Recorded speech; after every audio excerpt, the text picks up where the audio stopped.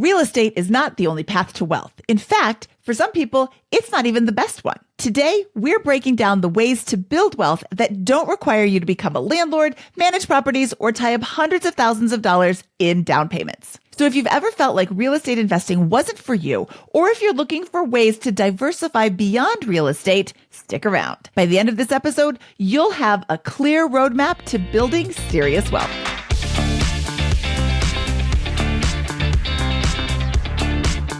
Hello, and welcome to the BiggerPockets Money Podcast. My name is Mindy Jensen, and with me as always is my Building Wealth with Multiple Income Streams co-host, Scott Trench. Mindy, it's just so great to do this podcast with you. You have all of the properties of a great co-host.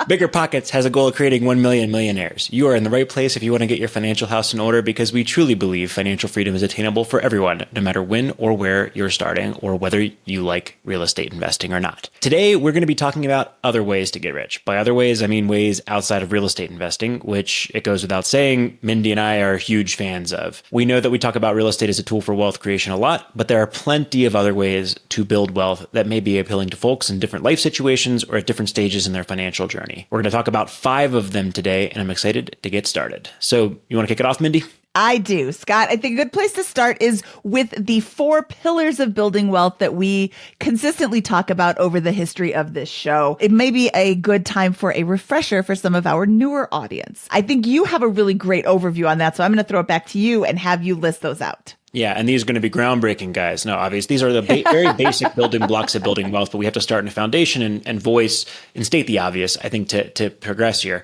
And those 4 building blocks are going to be: you can spend less, you can earn more, you can invest, or you can create. Outside of those, unless you win the lottery or marry rich, you can become wife-fi, which seems like an increasingly popular strategy these days. Those are the building blocks, right? We have those options, and almost everyone will need to go pretty heavily into one or more of those options, ideally all of them at once, in order to accelerate that journey to financial independence. Let's start off with the first one, Scott, spending less. I don't know many people, or really any people, who couldn't look at their budget and cut something out, something that isn't going to really affect their life, something that kind of crept in, even just altering how much you're spending on that item. The first thing that comes to mind for me is your phone plan. I know people who spend $100 a month on their phone plan. Mine costs $15. That's a huge difference for literally zero difference in service. So something like that, looking at how you're spending, where your money's going, and looking for ways to either reduce or remove it altogether. The gym membership that you never use, or the gym membership that you kind of like, but not really, or maybe you have multiple gym memberships. Little things like that can have a big impact immediately. And then what happens with a lot of people that I know is it starts to become a game. How can I save money on this? How can I reduce the cost of that? How can I just eliminate stuff that I really don't care about that much? Spending less is a great first step, and it can be a fairly easy first step. I do want to caution people who are new to this, don't do it all at once, because everything is going to be removed from your life and it'll feel like you're in a period of deprivation. So start with something small. Start with something like your phone bill. If you're one of those $100 a month phone bill people, go ahead and check out Mint Mobile, which has been a past sponsor of this show. Republic Wireless, my husband had an account with them for a long time. Really great options for reducing your phone bill by a significant amount. I mean, that's 85%, right? $100 down to $15 is 85% savings, Scott? Absolutely. Don't look for 85% savings in everything. But another great place to start is your insurance. If you have not had your insurance re-quoted in the last couple of years, take a minute, call several of the big names, call somebody local, and see what they can give you with regards to monthly payments or annual payments on your homeowner's insurance, your car insurance, even an umbrella policy. There's lots of ways to save money just through that too. I take a different approach to thinking about spending than you do, which I think is awesome. I think you're just basically coming out and saying, here are the most obvious places where there's just waste in the system that I see in a lot of people I come across. I'm a little bit more of an extremist here, and I think that the goal of FIRE, or early retirement, is worthy of an even more aggressive approach to reducing spend. And reducing spend is so important because it impacts the journey in two ways. One is the obvious one, right? So you make 100 grand and you spend 90, you save 10 grand a year. And if you could spend 50, cut it that drastically, you'd save $50,000 a year, right? Stating the obvious. But what's lurking beneath that very obvious point is the broader implications on how long it will take you to actually get to a state of financial independence, right? And this is not new research that I've done or anything like this. It's an old post from Mr. Money Mustache called The Shockingly Simple Math Behind Early Retirement. And if you assume a base case about 7% annualized returns on investment dollars, if you save 10% of your income in that first example, it's going to take you 51 years to retire using traditional retirement math. If you save 50% of your income, it's going to take you 17 years to retire. So it has the dual approach, that savings rate of increasing the amount of cash you accumulate on an annual basis, but it also permanently decreases the amount of money you need to generate in order to sustain early retirement. So with that in mind, the way I like to approach spending is from an analyst perspective of let's categorize every dollar that we spend and put it into buckets. Right? And let's attack the biggest ones first.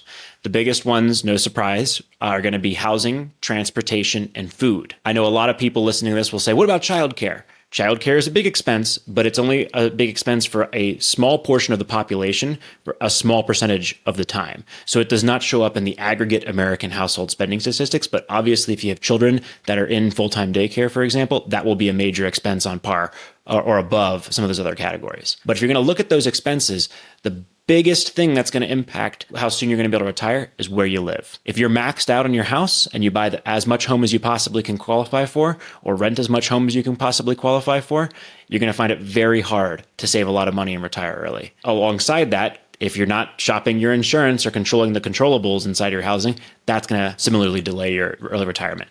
After that, the next single biggest decision is what you drive and how you finance it. Paid off economy car that's pretty cheap, maybe a used one, is going to be a dramatically different choice in terms of accelerating financial independence compared to a brand new luxury electric vehicle, for example. Those decisions are of such an important magnitude that they'll probably determine the amount of time it takes you to retire by decades. It'll probably shorten the time to retire by decades if, for example, you can meaningfully cut back on your housing or transportation costs.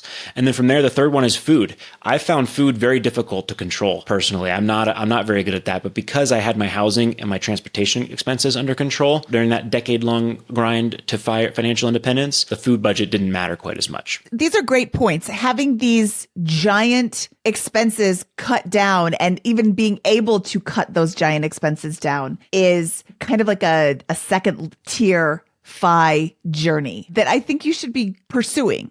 But also when you're just getting started, these little savings start to add up. And then I think that kind of opens your mind to this second tier that you're talking about. We said the four pillars are going to be spending less, earning more, investing, or creating assets, right?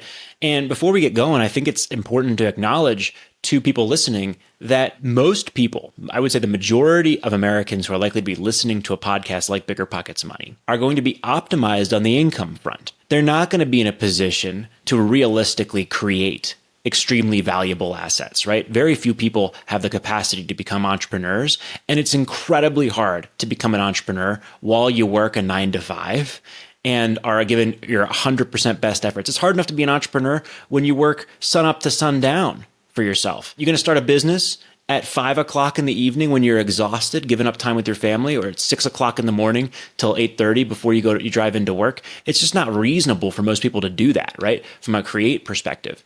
And so we have to start with the assumption, I think, that most people listening to this are in this kind of middle class scenario to a large degree where they're earning as much as they possibly can, at least from a base salary perspective, with a reasonable effort, with a full-time plus effort, that they're saving as much as they think they can in that context, and that they're investing, they're listening to BiggerPockets Money. They know to invest in index funds and put that money into a 401k.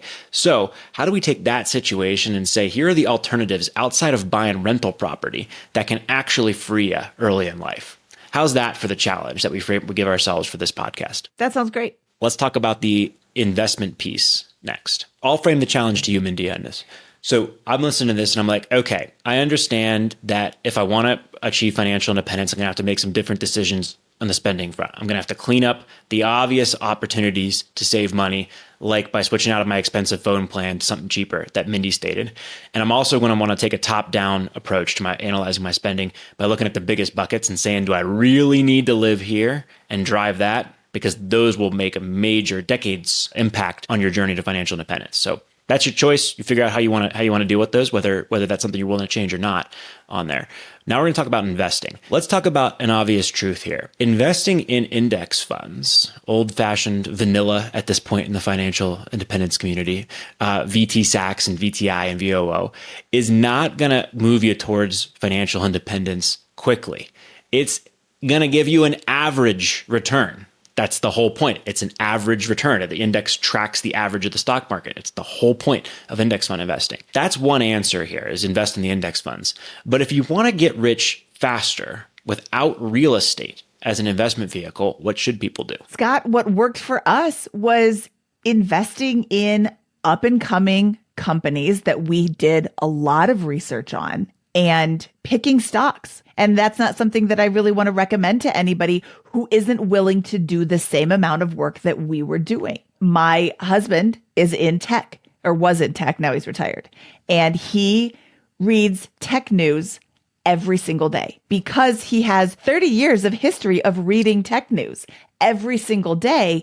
It's not that big of a deal for him to read a little bit more about what's up and coming in tech right now. That's a huge amount of time spent on doing this research, which is why I caution people against individual stocks. I think a lot of people would also argue that even with that effort, there's a lot of luck involved there. There's an enormous amount of luck involved in there. And I'm glad you brought that up because so many people are like, oh, you did this when tech stocks were young. There's still tech stocks that are making tons of money right now. Yes, we did this when tech stocks were younger. And we are continuing to keep an eye on the tech stocks. That's where the big growth is. Growth stocks are called growth stocks for a reason. One thing that we've done that isn't stock market related is doing private investment loans, private money lending to people who are investing in real estate. That is another aspect of real estate investing. We do investments to people that we know,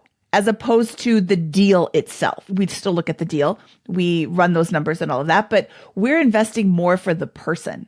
So Scott, if you needed a loan, I would absolutely give you a loan because you would pay it back. I, of course, would run the numbers on the deal, but if you needed a loan, you're the kind of person who will pay them back. So that's an opportunity for people who know people in real estate but don't want to get involved themselves. But again, you need to know how to run those numbers.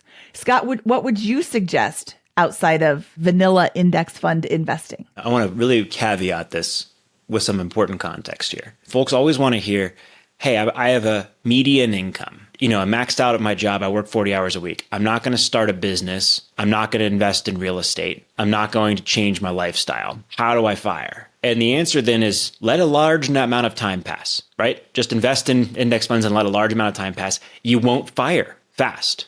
It won't come within 10 years.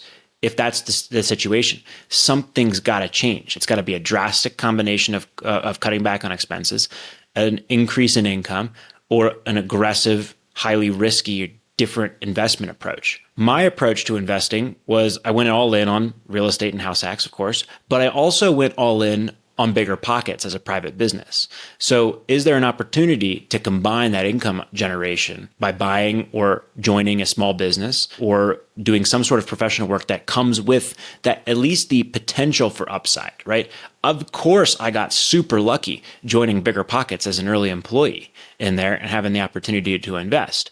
But I had that option. It was a possible outcome for my career when I joined in a way that it would not have been possible if I had stayed at Dish Network, for example, and continued my career there. The next option there is, can you invest in the business that you work in through an employee stock purchase plan? Can you get equity or options in a small company? Can you buy a small business and begin making that more of your profession in there? Or is there something unique to your circumstance that you can invest in, right? The best investments, the ones that produce incredible ROI, are things like a bicycle, right? If you can change your commute from a car driving commute to a 3-mile bicycle commute, for example, that's going to have an ROI that's going to absolutely trounce an index fund. When I was 23, I bought a bunch of pots and pans. And for me, cooking was not a skill that I had developed, but developing that skill and doing that saved me a tremendous amount of money over eating out for that year or two. Then I got bad about it again as the years went on. But that's an incredible ROI. Those types of things are immense ROI. Those are available to many people. But a lot of people have different skill sets. For example, I used to work with a guy who was really skilled at evaluating used bicycles on Craigslist. He could find, oh, that frame is worth $2,000. I just got to put some new stuff on it. He would get an incredible ROI out of that. We talked to somebody here on BiggerPockets Money a while back who was able to train horses. Remember that person? Yes. They would buy a horse, train it up, and then sell it basically to somebody who wanted to ride it in competition. That was an incredible ROI for them. So do you have something like that you can generate an immense ROI on that is not available to, the rest of the population, where you can get that incredible return with much less risk? It's kind of blending this concept of business, lifestyle, and investing. But that's what I'd recommend if you're not going to do real estate outside of stocks, is look for that, because you won't get there quickly if the other situations can't change and you're just focusing on the investing vehicle, unless you do something like that, I think. I think that's a really great point, Scott. Vanilla index fund investing is a great solid base for your wealth building journey. But you just said, is there something unique to your circumstance? I would say yes. Everybody listening to this podcast specifically has something, some unfair advantage over somebody else that they can exploit. And I don't know what it is, because I don't know every single person that's listening. But look into your skills, look into your circumstances, look into your life, and see where you can pull levers to take advantage of your unfair advantage. Like, what is your luck? Scott's, yours luck was walking into Josh's office. I love that story. Walking into Josh's office and forcefully introducing yourself. I'm such a big fan. And knowing Josh, I can see him being like, who is this nut job in my office? But then you had something you could offer him. Hey, if you ever need this, I can help you. And lo and behold, he needed it very soon after, remembered you, called you, and the rest is history. You said just a moment ago, do you have something like that? I would say that everybody listening to this absolutely does have something like that. It may not be apparent right now, but what are you passionate about? What do you love to do? What are you good at? And how can you make money out of that particular circumstance? I think most of the people listening to this podcast maximize their income in the context of base salary. So this is, what is the highest possible base salary that I can get within the constraints that I've set, right? I'm not willing to work 80 hours. I'm not willing to do these other things, but within the constraints, I'm not willing to move out of this town or whatever, but within the constraints that they've set for themselves, that's the highest possible base salary that they can get for the most part. Okay. There's going to be exceptions out here. If you can job hop, you should on there. If you think that that's going to improve your quality of life and increase your income, obviously do that. The issue, I believe, with that approach is that when you optimize for base salary and you spend almost all of that income, it's very hard to do something more entrepreneurial or something that could explode your income, like joining a startup, like BiggerPockets, like starting a small business, like going into some kind of opportunity that either offers commission potential in a sales role or some sort of revenue participation, or in getting a stock option in a business. If you're earning $100,000 a year, it's very hard to go and say, I want to actually earn 60 now, but I have an option that could be worth millions one day. That's a better risk-adjusted bet for a lot of people, but you can't handle it if you spend $85,000 a year. Again, that's where spending comes into this. The less you spend, the more these types of situations look like opportunities that can dramatically, meteorically increase your income or wealth over a long period of time, and the less they look like risks. And so I think that it comes back to that spending piece. If you can get your spending low on an annualized basis so that you need a low base salary to support yourself, and you accumulate cash. As those two things continue, as the years go by, the opportunities that will present themselves to you to dramatically increase your income or to have those chances to do that, whether it's entrepreneurial in a sales role, at a startup or whatever, I think will expand geometrically. And you got to be looking for those. You don't have to necessarily know exactly what it is ahead of time, but you got to be looking for them and setting yourself up with that flexible financial position to be able to take advantage of them. The flexible financial position, I think, is something that is so counterintuitive to what we're bombarded with in America, in the media these days. But having the flexible financial position, FFP, Scott, is such a powerful tool in your FI tool chest. And also, I want to be really clear here.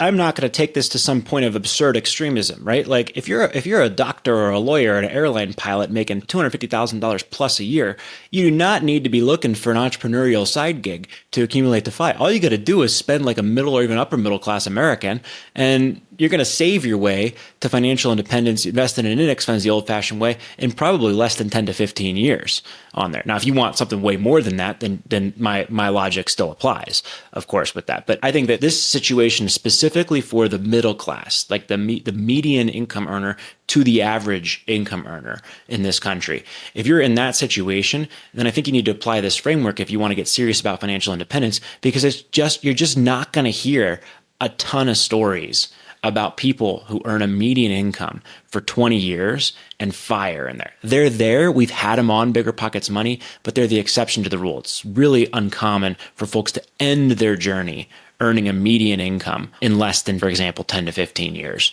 in the fire community. Wealth creation takes time. It's not going to happen overnight. Like you said, Scott, it's not going to happen instantly if you have a median income. It's not going to happen quickly if you have a median income, but it will happen. And I think that's really important to note. There are so many news stories that you hear, oh, I won't be able to retire and I'm 72. I won't be able to retire and I'm 59. You're working towards retirement at any age, and now you're just stepping it back to get to a place of earlier retirement.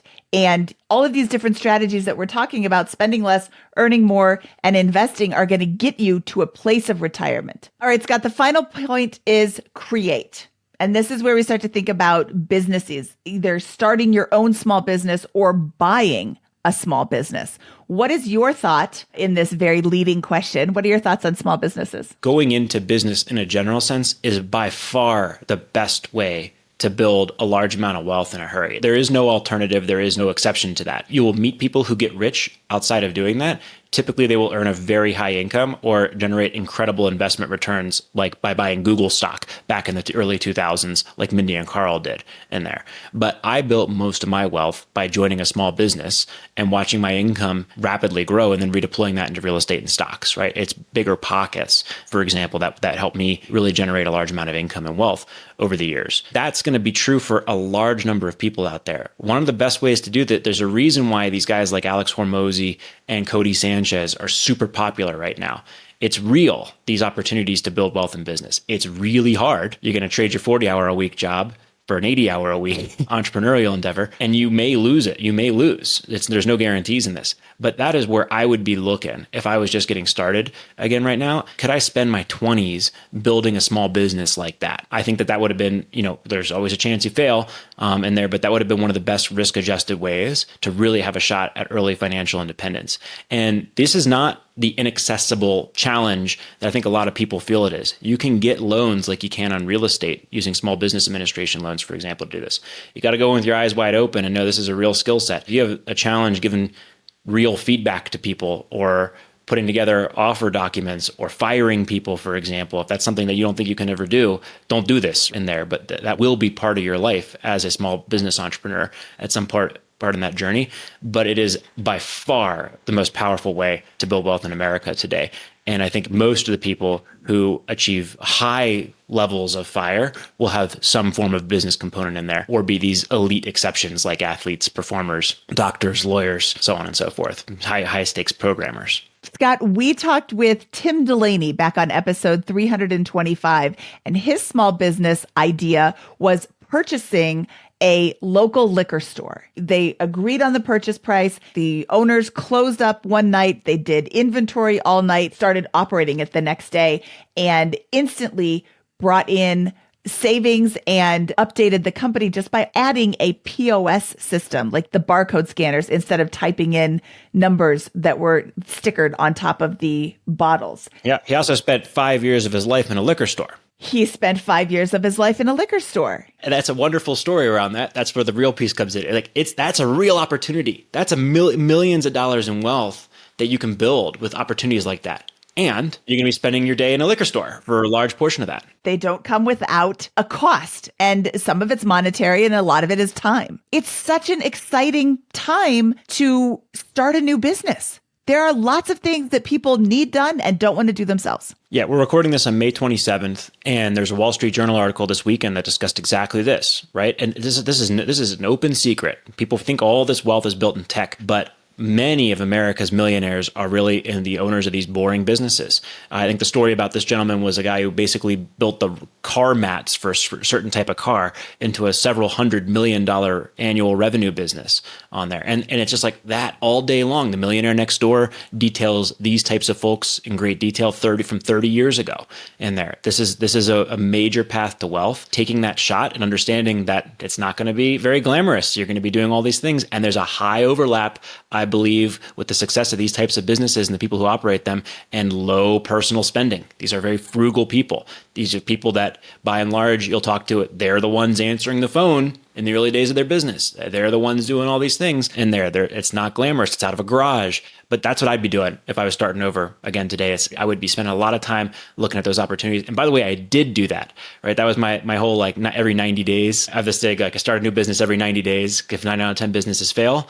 by the end of 2.5 years, you'll have one successful business. That's basically all we did at BiggerPockets for the last 10 years too, is we would just try new goals every quarter and to see what would help customers and what would make money for the company. And many of them worked and many of them were flops. And no one looked at them or read or reviewed what we were putting out in some of those areas. And that's all it is. That's the path here. And you just do it, cheaply, scrappily, and figure it out. Certain people are wired for that.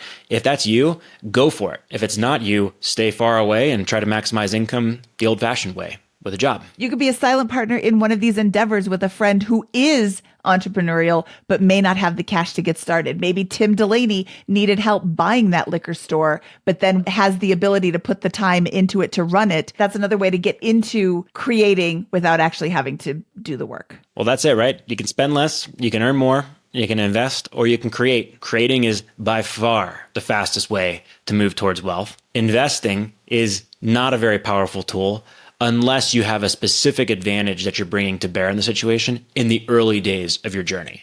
Once you become a multimillionaire, of course, investing will likely be the most powerful tool you have in your wealth building journey. Earning more is a function of the skill set you develop and the amount of risk you take. And the blend between business and high income or revenue generating sales jobs becomes murky once you get into the world of joining startups or entering into the sales or other commission type jobs in there. And then spending will always be a central part of the journey. The less you spend, the more you accumulate, and the less your portfolio needs to generate on a perpetual basis to ensure financial independence. So those are your levers. That's what we talk about it.